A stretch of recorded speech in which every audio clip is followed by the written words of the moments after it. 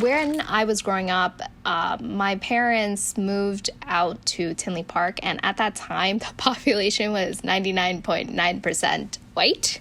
Ooh. And I grew up being the only, and I don't exaggerate this because I actually double-checked recently, but I was the only person of color in my entire school system. Like, we didn't have any teachers that were not white. I didn't have any classmates that looked like me.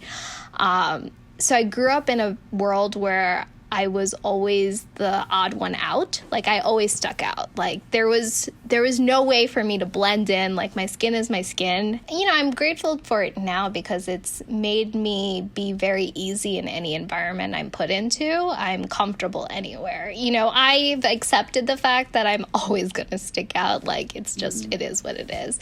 And I also now, the irony of it all is I now live in the whitest part of Long Island too. So this is where we've put down roots, but you know what? I'm embracing it. And it helps because we have a lot of very, very nice woke white people that try desperately to make us their friends because they need like people of color in their circles. Oh my god, but you have to try my tikka masala recipe. I swear. no, Barbara, I will not. Thank you. Have a good day.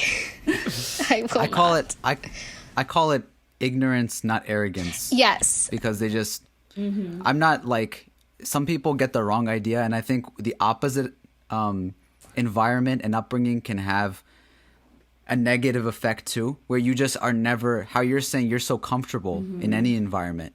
Some people get very uncomfortable, and I don't know if, I'm not going to put words in your mouth, but you don't hate the people that you grew up with. That was just the circumstance, and you're saying yourself that you know, they just didn't know how to really relate to you. You didn't know how to relate to them. Yeah, and that's why I call it inadvertent racism, because I don't think it was never malicious. It was just out of lack of knowledge, right? And the kid is not the one who's has the responsibility to educate the adults in the room. That's just not something that's my job, you know? And that's just something that I know as an adult. I mean, that takes time for you to get over and understand and fully empathize with how you grew up and the experiences you had, right?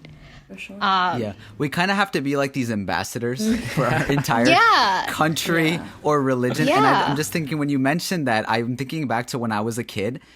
I made up so much stuff that I had no idea about my religion, about my country, about all types of things. Same. Because I felt like, oh, they're asking me this. And I was like, for example, if someone's like, oh, so like during Ramadan, like you can't eat this. And I'm like, no, like it's just like a choice. Like if I wanted to, I could eat it right now. Just like trying to fit in. And then they're like, okay, well, eat it. Eat it right now. And I'm just like, okay, who cares? And I'll eat it. And just for us, the best ones would be like, oh, you don't celebrate Christmas? And we'd be like, no, we have 2 Christmases.